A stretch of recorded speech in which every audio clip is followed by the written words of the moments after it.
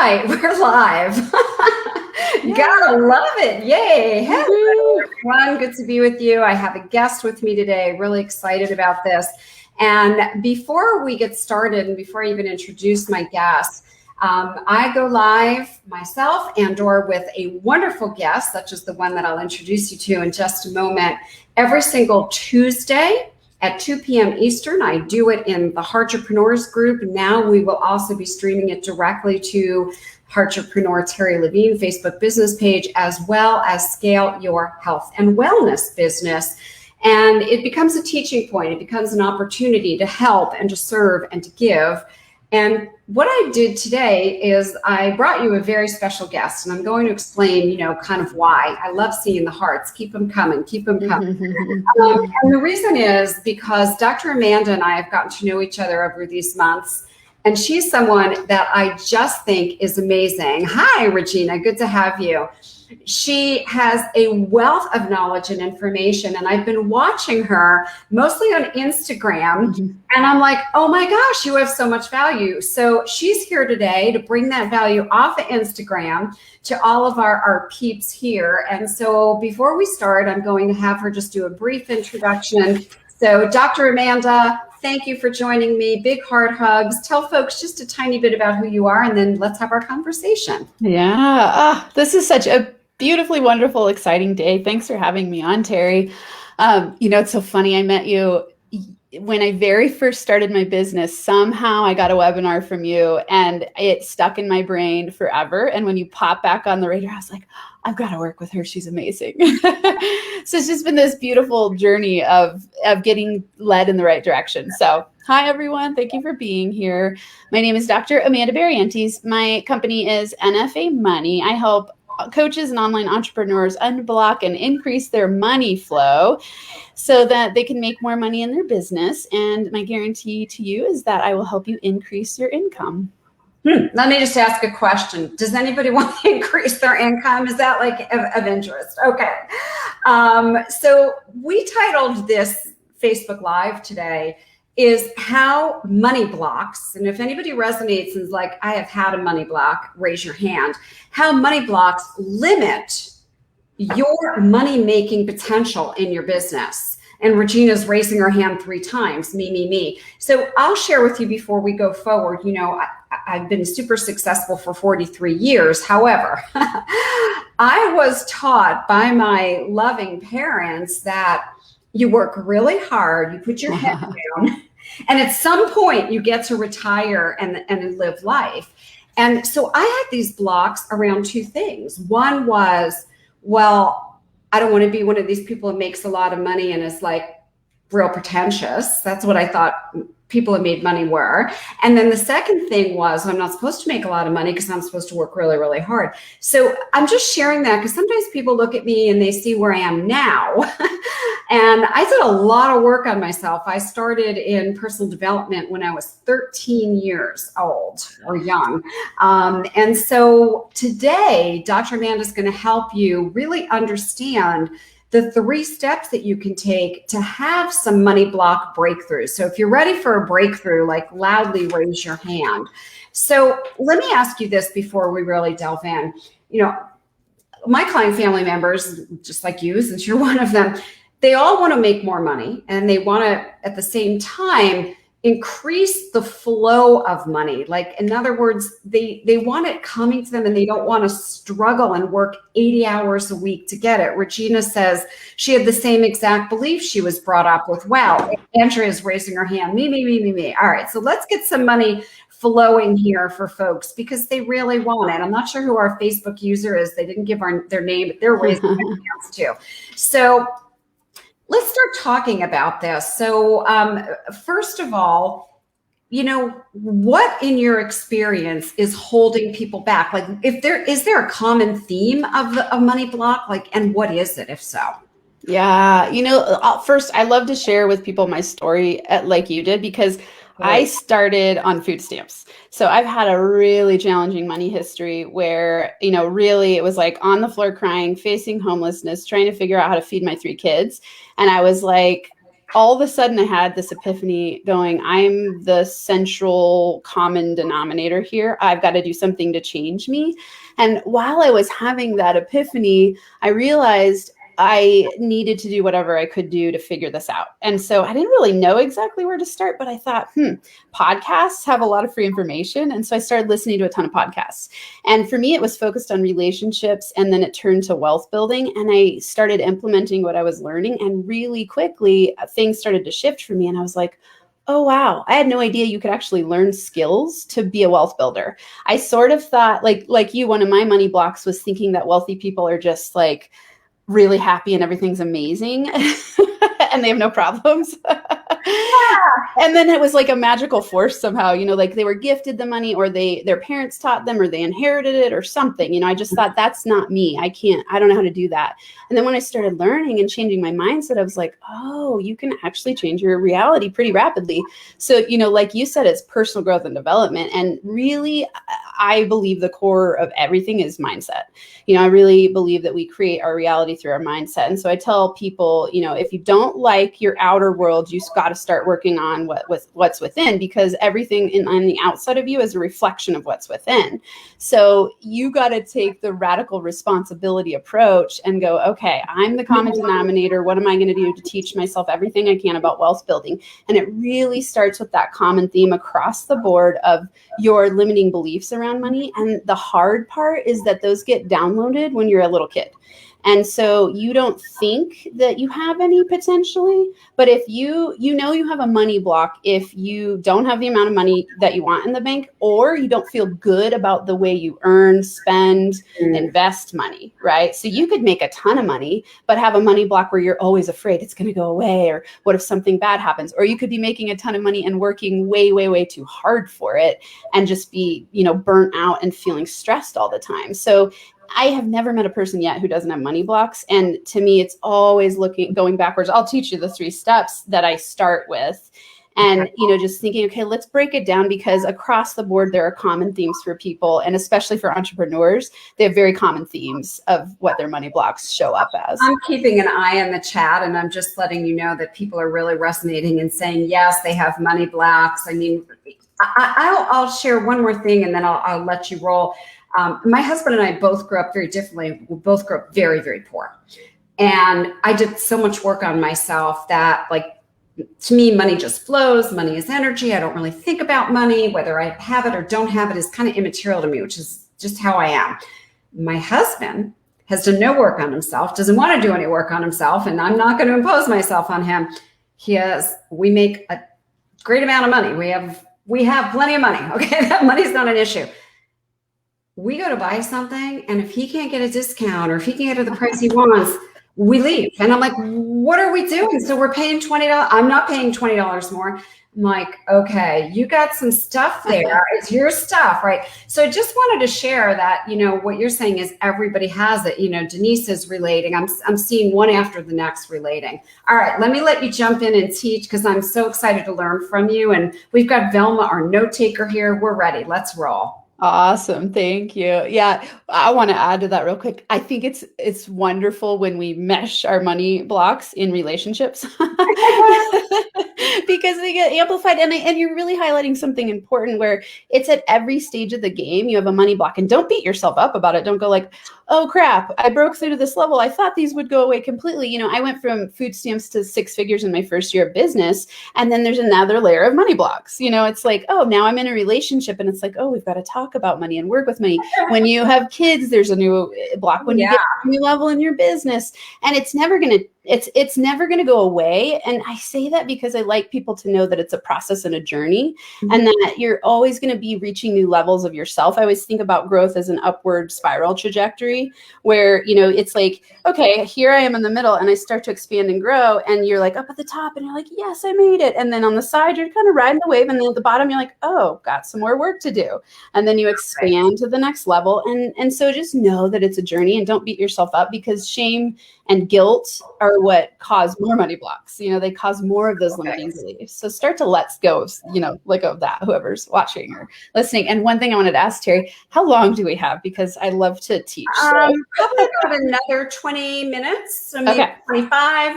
We're a little loosey-goosey. Okay, perfect. Okay, so let's say you have some money blocks. What I do with people is I walk them through a money blocks profile. So if they go to moneyblocksprofile.com, it takes them through money blocks profile. And that's always your starting place, because you want to go, okay, what's my top money block right now? And we want to think about how those money blocks limit our income potential at the point you're at right now. But you want to learn about all of them because, like I said, you'll have different ones at different stages of your developmental trajectory.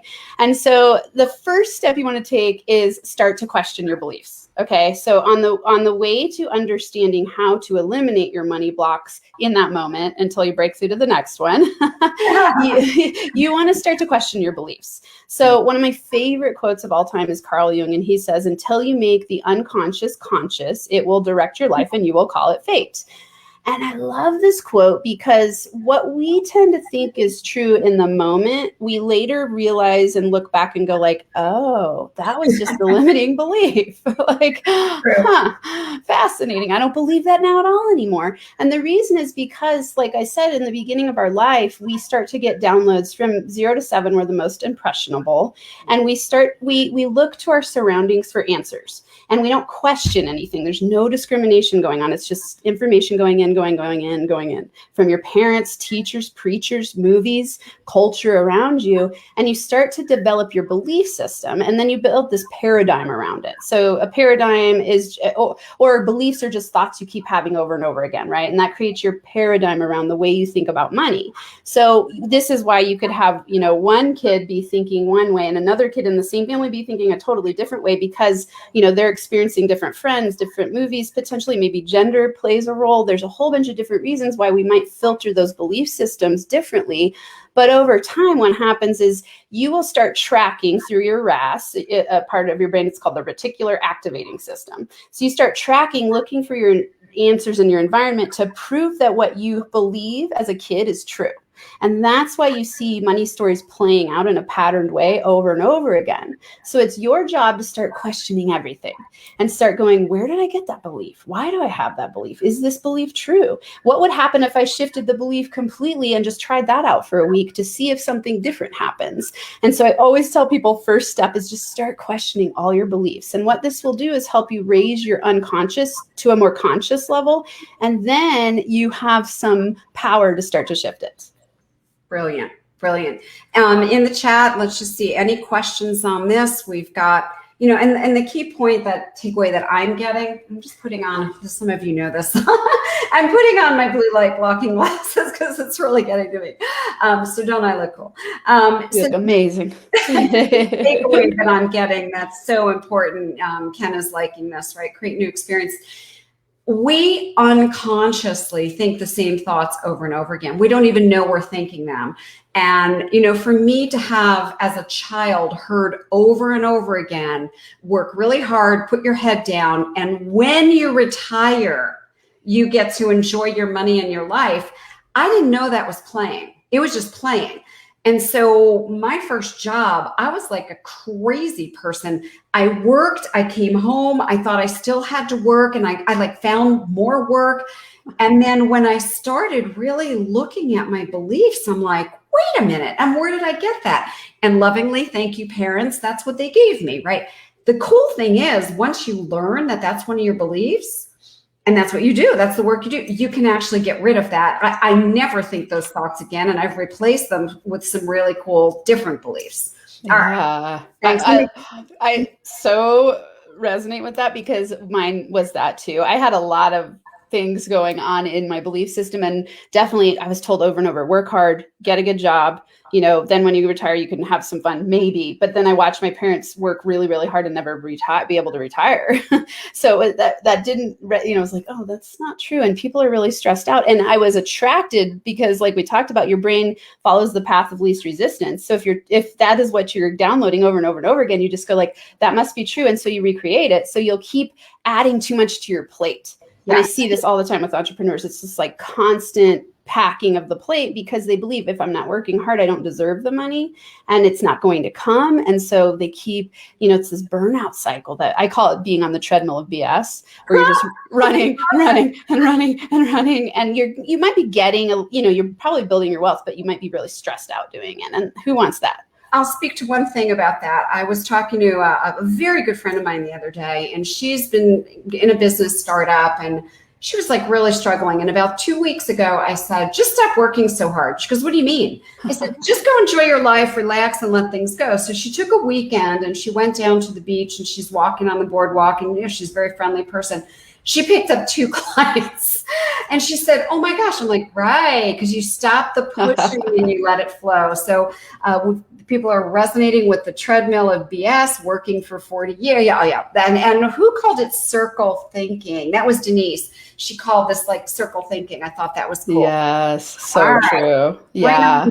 This is awesome. Yeah, wanted to add it in. If anyone here is resonating with that and they go like, oh, wow, I've had that belief system, start using the mantra, work less, make more, feel good. Like that is my main mantra that I use now that I write on my board. I have it like everywhere in my office. I'm like, oh, work less, make more, feel good. I took a note on that and put it in the chat. I think I can feed Velma to it. I'm like, oh my God, I love that. Thank you. So that's a great one. And that's where you question your beliefs. Like you go, do I have to work this hard to make money? Are there easier ways to make money? How can I create easier ways to make money? Those belief systems and starting to shift. So when I say question your beliefs, you want to start to question them and then go like, ooh, how can I shift this and rewrite and reframe in a different direction? And then your brain will start tracking for that and new opportunities will come your way, which is really fun when this happens. So when you're rewriting your money story, this is number 2. So number 1, we have question your money beliefs. Number 2, you want to start rewriting your money story. So just like I was saying, you want to start questioning your beliefs and then rewriting it.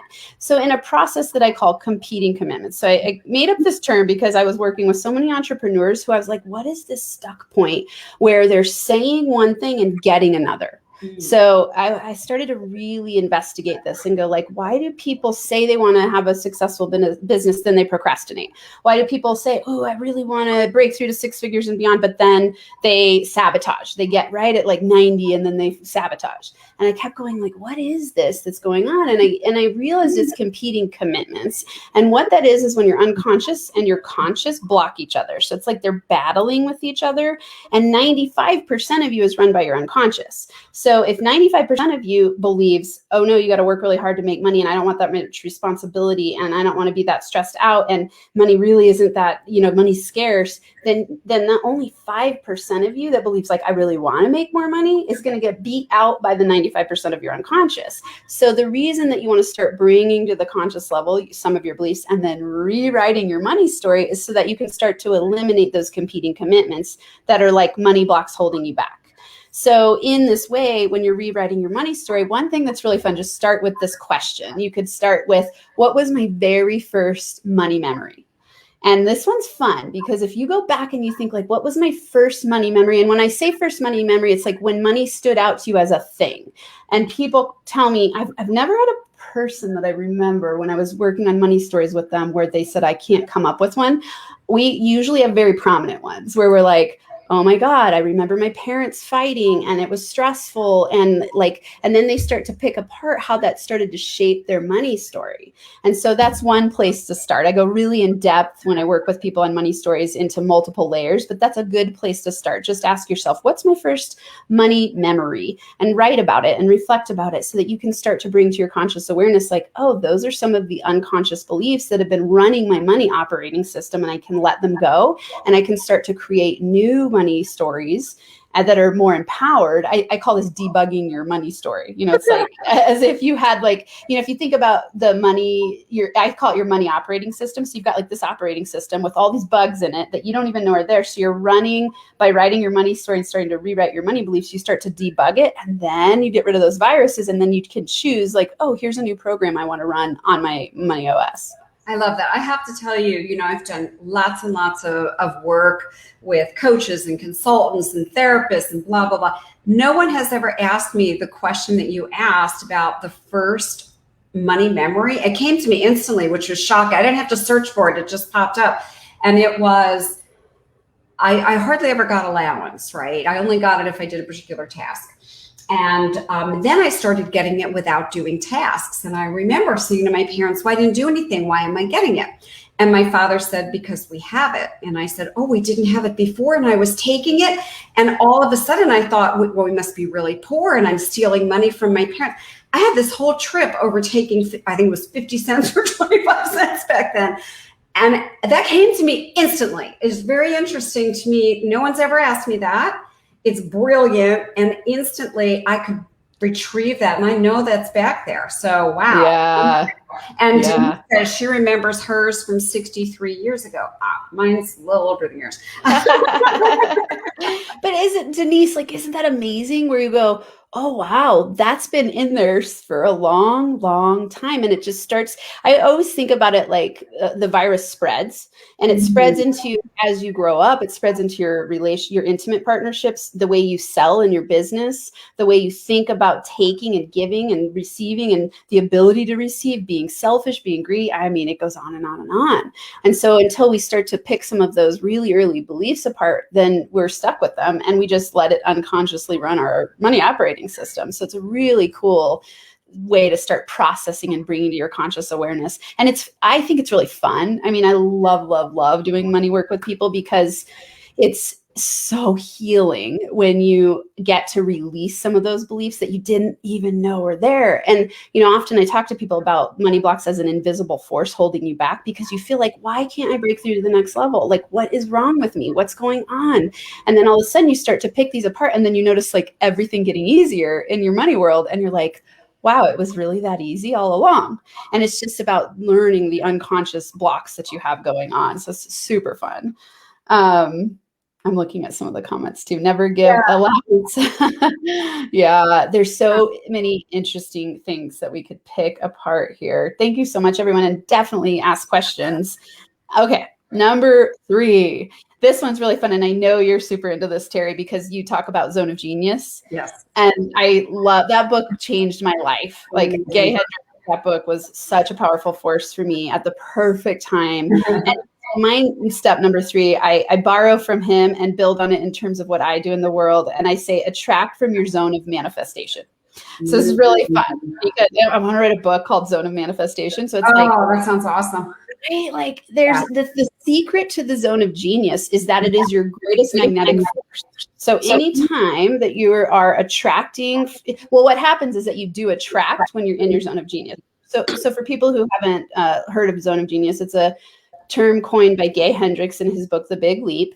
And he talks about how this is your highest zone it's beyond your zone of excellence. It's way beyond your zone of comfort. And you go, okay, in your zone of genius, you feel focused, you feel alive, you feel intentional, you don't procrastinate. You have the most opportunity and potential to expand into everything that you were really born to be. And it's when you allow yourself to get into that space, which we have a lot of competing commitments that stop us from getting there. We have a lot of money blocks that stop us from getting there. When we get in that space, we're magnetic manifestors. And so, I don't always lead with this because a lot of people have a lot of varying beliefs about manifestation. I really think about it from a place of quantum physics and energetic alignment. And when you're not energetically aligned, you will know because you don't feel good, and you will feel bad about money. You will feel bad about the way you make money. You will feel bad about the beliefs around money. You'll feel tension. You'll avoid talking about it. You'll say things like, money doesn't really matter. I just care about serving the world, right? Like that's not your zone of manifestation, because really, ultimately, we all desire to expand to our fullest potential deep down within. If we didn't have any limiting beliefs, we would all want to live in our zone of genius and manifest powerfully and create whatever we want to create in our reality. So we really want to start learning how to step into our zone of genius so that we can create that zone of manifestation. And if you aren't quite there yet, that's okay. It's taken me time. And on my board, I have a board to my right with my year-long manifestations. And one of them is to live 100% in my zone of genius, because that's where I get to have fun. That's where I get to be magnetic. That's where I get to play. Work, the word work turns into play. So I've really been practicing switching the word work to play, because in your zone of genius, you're playing.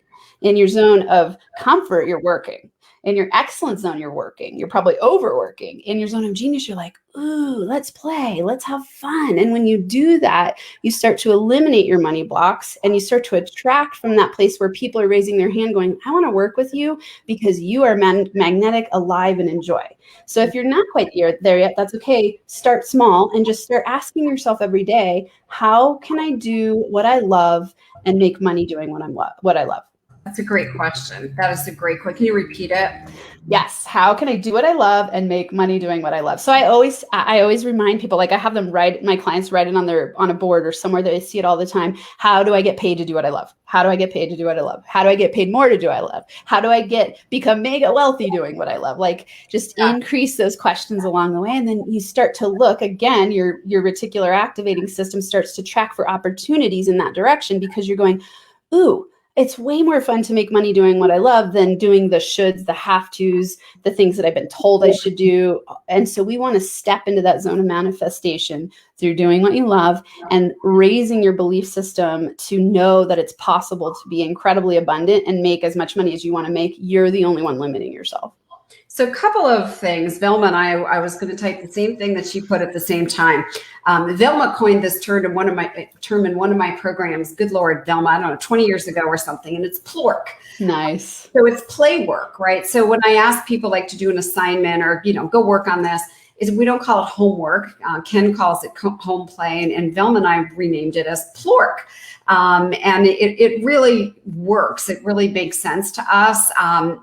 The thing that I wanted to say is it's like plan and work, right? And play and work.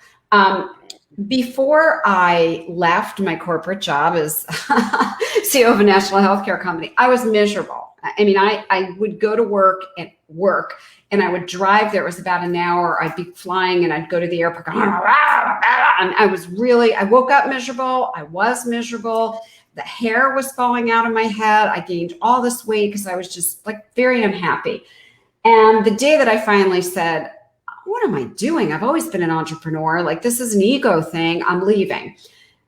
Everything changed. I couldn't wait to wake up in the morning and to start whatever it was, talking to potential clients, helping a potential client, working with a paid client, creating content for people. So it's really funny when people go on vacation and they talk about, dreading to go to work, or Sunday night, I have friends that are dreading Monday. I'm like, that is telling me that you are not in your zone of genius. Because when you're in your zone of genius, there's nothing to it, right? I walk into my office every day and literally this is what I say. So I'm sharing transparently. I say, I'm so glad to be here, right? I'm talking to my office. There's nobody here but me.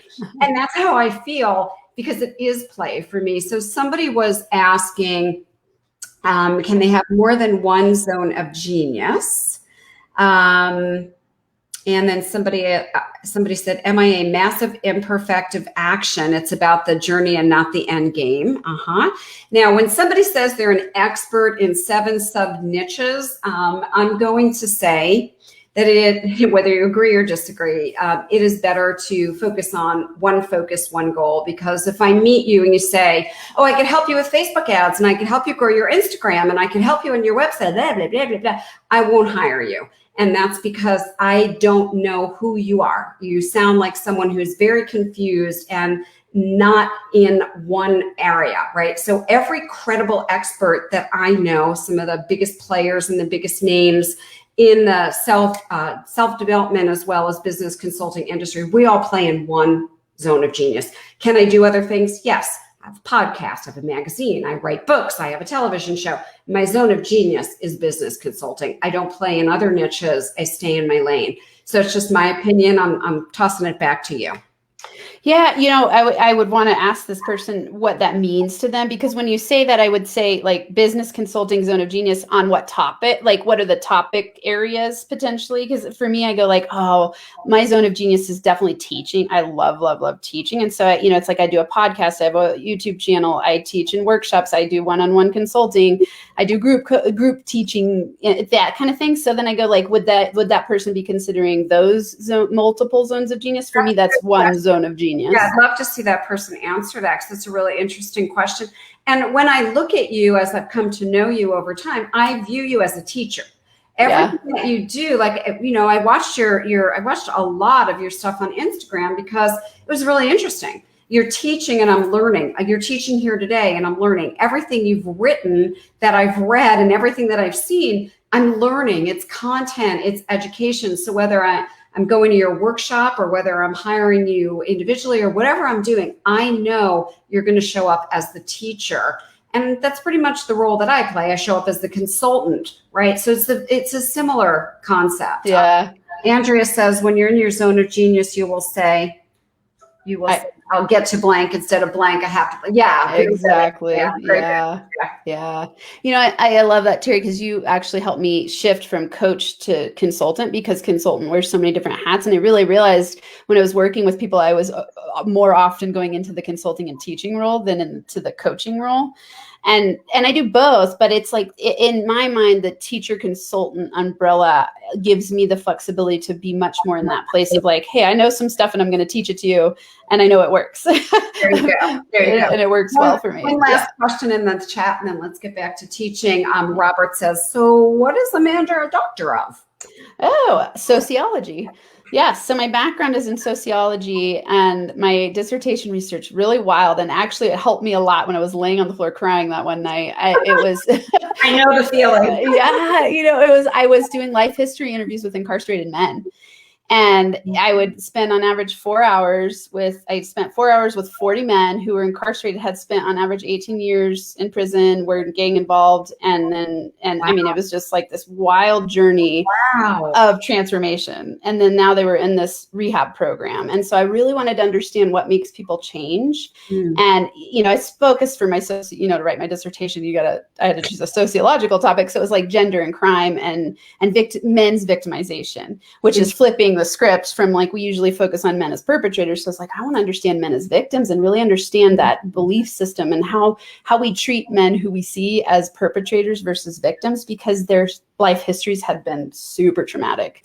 And so it made sense to me to go that direction. But yes, sociology, behavioral sciences was my focus. Robert. I think it's cool that you asked that question, because one of the things that I really encourage in the Heartrepreneur community is really get to know each other, really get to know each other. There are so many people in our Heartrepreneur family that I've turned to, that I've hired, that I've referred to. There's so many amazing people here. Like, you don't have to go seek people elsewhere. They're all here. And Regina says your dissertation sounds amazing. Heck, it does. Thank you. Let's keep going. We have about 5 more minutes. Okay. Well, I love questions. If anyone wants to ask more specific questions, go for it. I can recap real quick in case you have specific questions on the 3 areas. So question your money beliefs, rewrite your money story, and then attract from your zone of manifestation. I would say some of the top money beliefs, the top 3 money beliefs that I found across the board for entrepreneurs. I always like to help look for patterns. This was part of my sociological training and in research, was that I would look for patterns across different groups of people. And so with entrepreneurs, I started to see really clear money block patterns. And the 3 that I found were money is bad, money is scarce, and money causes stress. And under these are hundreds of beliefs, but those are the overarching thought patterns and paradigms and blocks that cause entrepreneurs to stall, procrastinate, sabotage, not make the money they're worth, overwork, they over-deliver, get underpaid. I mean, most of the entrepreneurs that I work with, they work their buns off. Like, it's unbelievable to watch how much they care and how much they want to help and how much they want to serve and how much they struggle at the same time. And I like to help them see it doesn't have to be that way, and these are rooted in either thinking money is bad, money is scarce, or money causes stress. And it will show up in your sales. It'll show up in the way that you attract money to you. It'll show up in the way that you spend your money. It'll show up in the way that, like, let's say you are at the $250,000 mark and you're like, I want to go to $1 million. I had this woman, it was actually amazing. She had built her business to 13 million. And every time she kept saying, I'll quit. She hated what she was doing. Every time she said, I'll quit when I get to 20 million, and she'd get to like 19. This was before I started working with her. She'd get to 19 and sabotage and like go back to 13 million. It's like she clearly knew how to produce some wealth, but she just couldn't break through that next level that she had set for herself because she had a lot of limiting money beliefs going on. She had a ceiling. I have a very, very close friend of mine, And when I met him, he was on his 8th business, and all of them had gotten to, I mean, millions, 20 million, 8 million. And he went bankrupt after each business, right? So he came to me and said, well, can you help me build a business? I went, He goes, what do you mean? I go, you're just going to lose all the money again, and it's not worth the energy. Go get some help on your beliefs and on your money blocks. That's yeah. Ken wants to know, do you find that deservability comes up as a money block? Yes, that's a great question, Ken. And absolutely. People, I find most often the money is bad one. People associate with, I don't deserve it. It's somewhere in that it's like, oh no, if I become wealthy, people will think I'm a jerk. If I become too wealthy, do I deserve it? Did I earn it? This can also be a money causes stress block, because you go like, the more money I make, the harder I have to work. And it's really because I don't deserve to make easy money, right? Like a lot of people will go like, oh, if I make a lot of money with ease and joy, then other people are suffering. How is that fair? And really that's an I don't deserve it money block is how I look at it. Yeah, I definitely agree with that. And I'm just sharing, I know a lot of multimillionaires, and I actually know a couple of billionaires, and it's fascinating to me because I hear their money blocks too. Yeah. And, sometimes other people don't see it and they don't hear it. And I'm like, oh, I just hear it in their language. I totally get that you've got all these niches. I'm not sure who the Facebook user is because they didn't give permission for their name.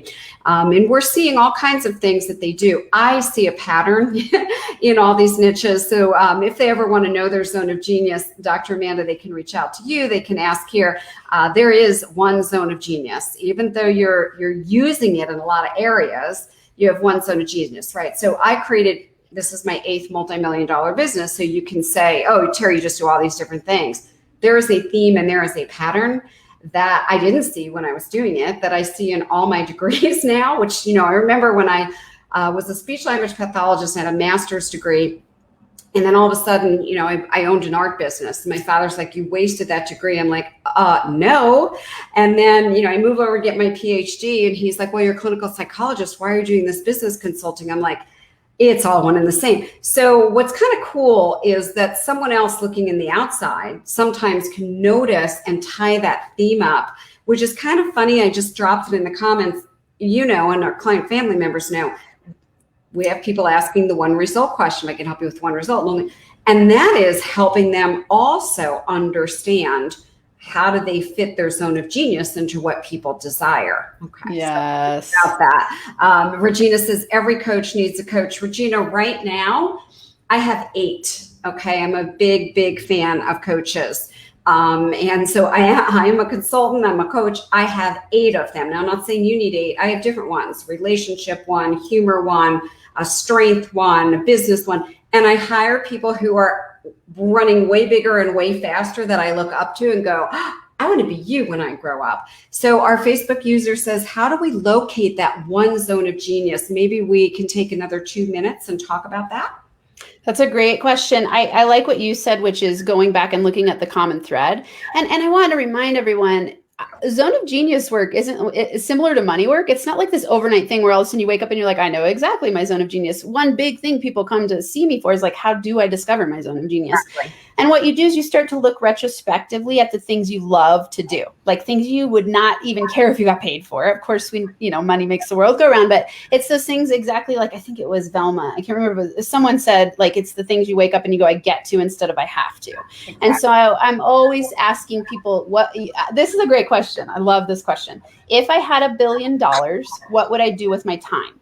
Not with the money. What would I do with my time? That's an indicator of your zone of genius. Because for me, I wake up every day, I learn and I teach what I'm learning. You do not have to pay me for that. I love doing it. I can't wait to do more of it. And I want to make money getting paid to learn and teach. And those two for me are very tied, because I learn better through teaching and I teach better through learning, right? So those are very tied in my zone of genius. And so you want to just go back through that thread of your life and go, what are some consistent patterns? And the thing is, I'm trained in John DeMartini's value determination process, which is very similar to Zone of Genius. Yeah. And what it is like, it'll change over time. Sometimes a cataclysmic event or a big life event will happen and it'll shift your zone of genius because you'll start focusing in a new way. So like, let's say when you're 10, your value system's not going to be the same as when you're 50. Like when you're 10, you might be like, I want to play video games all day. And when you're 50, you might be like, hey, I want to have a family and build my wealth, right? So you're going to have things shift some, but there are common threads throughout your life. As it's, when I look back at mine and I start looking at when I was 5, 10, 15, 20, I go like, I've always loved to teach. I've always been a writer. I might've been more quiet because I had a lot of limiting beliefs. Like I used to be really, really shy, but my brain was like, oh, I want to teach that. And in an opportunity I would share what I was learning with the people around me. And so I can look back and track that was a pretty common thread through my life. So that would be my recommendation to start there. Perfect. All right. So we're going to wrap up. So I know you have an upcoming workshop and, I really want people to know about it. Will you tell them about it? Why are you doing it? I'm really kind of curious. Yes, because I love to teach. That first. Yes. Well, and I love to teach for results, right? Like I love to teach people the fastest path from A to Z, which in this case is learning how to break through your money blocks so you can get where you want to go and feel financially free, have an easier time making money. Like money making, I want people to know money making doesn't have to be so hard. And the reason it feels hard is because you have all these money blocks. So in this workshop, it's called Money Blocks Breakthroughs. So if you go to moneyblocksbreakthroughs.com, you can enroll in the workshop. And it's where we're going to break down your money story. So you're actually going to get a lesson before the workshop where you write your money story. I'll teach you how. And then you come to the workshop and we rewrite your money story with other people and you hear their money blocks. And you work through this in a process where you start to go, oh my goodness, other people have the same money blocks. Or you'll hear someone's money block and it'll register in your brain. You'll go like, oh my gosh, I have that same money block. And one epiphany in this workshop can make you millions of dollars. And I've seen it happen because I've had it happen for me when I've broken through my money blocks. And in my mastermind that I do, we work on money blocks every week. And it's like mind blowing to watch people go from stuck to just like catapulting into the next level because they break through their unconscious money blocks. So in this workshop, you'll get to break down your money story, be in the workshop. And then afterwards, I have an ongoing group that's a video community where we plug into each other every day during the week and just keep working on becoming money masters. So it's called the Moneymaker Lab. Great. So Facebook user is saying, repeat the website. It's moneyblocksbreakthroughs.com. One more time. It's moneyblocksbreakthroughs.com. And it has been put in the chat and it's even been put in by Velma. So it's clickable. Velma, if you could drop it in one more time, that would be awesome. I want to just make a final comment before we go. First of all, thank you. You gave, so much incredible value. People have been glued here, and I have been as well. I took some notes. Thank you so much. The one thing that I definitely want to say is, I do not always say to people, there you go. Put it right on the screen for you. You can come and do a Facebook Live and you can join me. I said, Dr. Amanda, you have to come and do a Facebook Live because I look at the posts in the group and I look at people's before we accept you into the group, it's personal, it's an invite. So I always look at someone's page and I look at what they're up to. And just sometimes in their bios and the language on their page, it's like I can see that. So I believe that, this is something, by the way, this would help all of my client family members, right? Anyone that I work with, I've never met anyone that doesn't have money block, just like you. And anyone that I work with, I hear those money blocks right away. I was saying today, I had 2 clients that started the same exact week. One of them, oh my gosh, like she literally went from $258 in her bank account to now almost a $500,000 a year. And the other person who started almost the same day and same time has all of these money blocks and is like fighting the process every step of the way. I'm like, before you take any more action, go work with Dr. Amanda. Go to this workshop because you won't take the actions until you get rid of the story. So this has been amazing. Go sign up. Trust me, if you are in a program with Dr. Amanda, she will take amazing care of you. It's moneyblocksbreakthroughs.com right on the screen. Any last word as we sign off? Thank you so much for I love this community, loving getting to be with you and work with you and just Oh, thank you. And for everyone watching, remember your outer world is a reflection of your inner world. So if you don't like what you're getting on the outside, start working on what's within and focus on wealth building, because it gives you just ultimate freedom to make choices in your life and feel good doing it. So that'd be my key takeaway. Thank you all so much. And yes, it is great stuff. We do love it. We love you. Thank you for the value you bring. Thanks everyone for showing up, putting your calendars Tuesdays, 2 p.m. Eastern. We'll see you again. Bye now.